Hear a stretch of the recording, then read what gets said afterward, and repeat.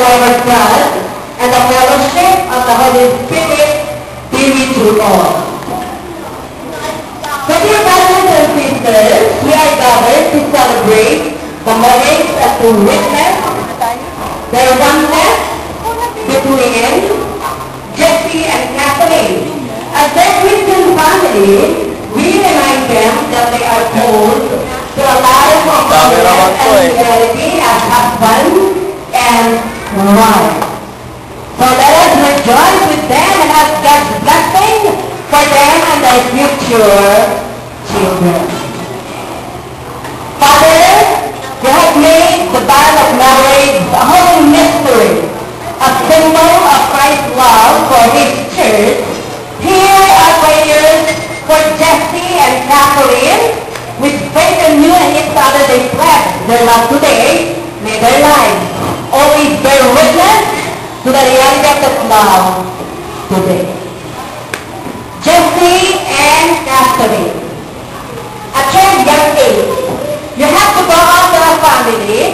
What is the basic foundation of society in this wedding? Just like the church wedding, this is the foundation of your family. Si Jesse po, sino po ang mga magulang?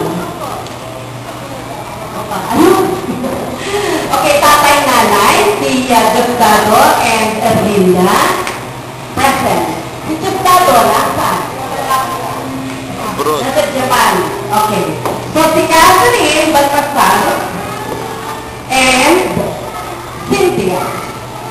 Ayun. Pag ilang anak ko, si Catherine, isa lang ang panganay sa dalawang magkapatid. And Jeffrey, pag ilan po? Ilan po sila lahat? Parang sa dami, no? Hindi na mahalaman. Okay. Sa kanyang tinatanong, Jeffrey and Catherine, napakamurang edad pa na at your young age. So, of course, you are obliged to live together in just one roof, where there is love, respect, fidelity, and acceptance. So, you have to accept the fact, Catherine, na siya ngayon habang buhay. And of course, Jesse, na siya ngayon from this day on.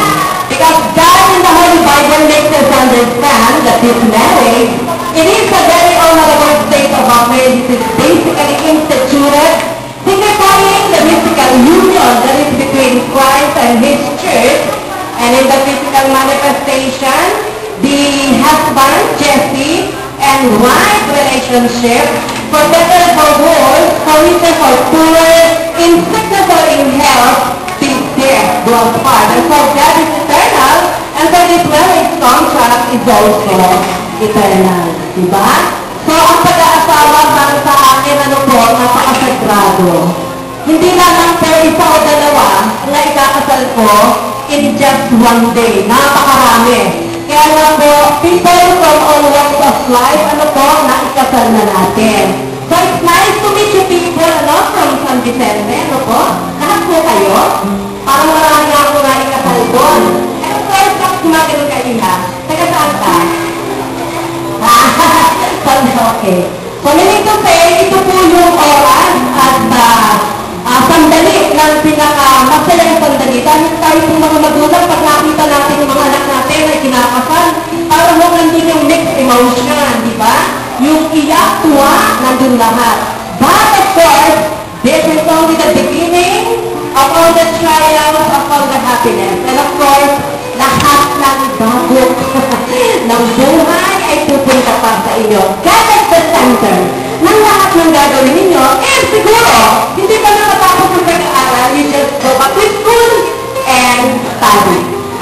Study, finish your studies, because education is a continuing process. Hindi lang po pag-milinig ng bawat kaluluwa natin, ang bawat education. Kaya kung Paano sa Japan eh, parang?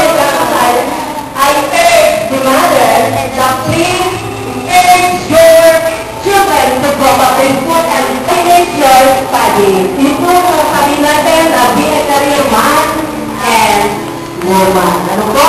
So, first, siguro lahat Kasi akala kasi ito mga kabataan nito, pag lagi ka sa mga kahit na. O, diba?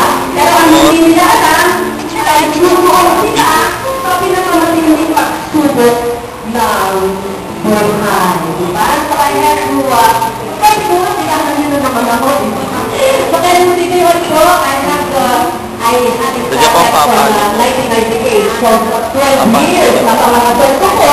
Masasabi ko po na 90,000 robo ay kaya ko ang naipasok na natin. Tulad din mo tayo perfecto, ano po, may mga lupot ng kapalan, lumitan na nilipot na mga secretary na direction sa akin kung may mga problema. Okay, lagyan sa test and mga anak. Bago kayo, sunod pa sa akin, any question? No. Wala na? Okay, meron lang po ako na bago sa akin. Bago po tayo pumalaot sa kanilang pag-iisang dibdib, ano po? Ito po yung pinapasa ko palagi sa mga ikinakasal. Para po makitatak sa kanilang isip na ang katotohanan ng buhay ay ang pagbuhan ng isang lalaki at babae habang buhay.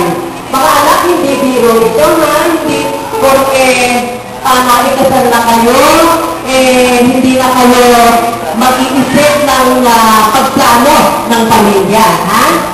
Okay, ito po, mapasahin ko. Isang lalaki ang humingi ng payo sa kanyang pastor. May dalas siyang listahan ng mga reklamo niya sa asawa. Pagkatapos ng isang oras ng pakikinig, di na pigilan magtanong ng pastor, kung naman siya, bakit mo siya pinakasalan? O, diba? So, mabilis na sumagot ang lalaki. Di naman siya ganyan ang una eh. Hindi nakapagpigil ang pastor at nagtanong. Ibig sabihin, nagkagalan siya dahil sa pagpapakasal sa'yo. Makinig, mga anak, ha? Okay. Totoo man o hindi ang kwento ito, ito ay nagpapahiwati ng mahalagang aral na dapat matutuhan. May panahon ang pag-ibig sa asawa ay nalalalim, ngunit ang pag-ibig ay higit kaysa damdamin, ito'y panghabang buhay na pangako. Kapag nangako kayo sa akin, sa maraming tao na nandito, mga anak, habang buhay. So, pagkaman karamihan sa nagpapakasal ay dahil lang sa pag-ibig, may mga kultura ng mga magulang ang pumipili ng mga papakasawa ng kanilang anak. Sa buhay nila kay Sarah, Rebecca at Genesis, ang pag-ibig ay nangyari magkatapos ng kasalan. So, ang bibigyan ng pag-ibig ay ang kahandaan gumawa turo sa kabubuti ng isa't isa, diba? Turo sa mga lalaki, pakinggan, Jessie, kung saan ka tumitingin, o diba? Ay ibigin ang kanyang sariling asawa ng gaya sa kanilang katawan. Efesos 5:28. Kaya sa pagsunod sa Panginoon, panatilihin natin ang sinumpaang hanggang papaghiwalayin ng kamatayan. Pahirap o ginhawa, sinumpaang magsasama sa karamdaman o kaguluhan, sa tulong at biyaya ng Diyos. Sundin natin ang panatang ito hanggang kamatayan. Diba? So, para nakikinig yung mga witnesses, no? Mga bata, hindi. Kaya bakit, it's my first time to TV, mga anak, ha? Sana, kahit lang isang salita or isang sentence, maunawaan ninyo ako, ha? Hindi biro yung pinasok nyo. Pagkatawan nyo na kayo ay mag-asawa na bilang husband and wife. Okay, para sa taking.